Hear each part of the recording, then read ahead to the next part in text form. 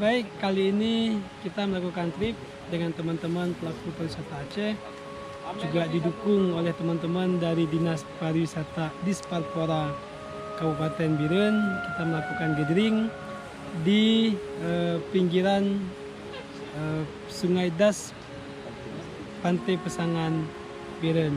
Selain kita menikmati atraksi gajah, bermain di sungai, kita juga melakukan rafting. Ini sebenarnya sangat jarang atau susah ditemukan lokasi yang sangat lengkap seperti ini.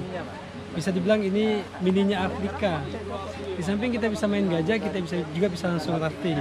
Kita akan rafting mungkin sekitar 45 menit dengan kualifikasi grade 3+ dengan cuaca seperti ini. Ayo ikutan sama kami. Ayo ke Aceh, jalan-jalan ke Aceh. The Life of Aceh, Wonderful Indonesia.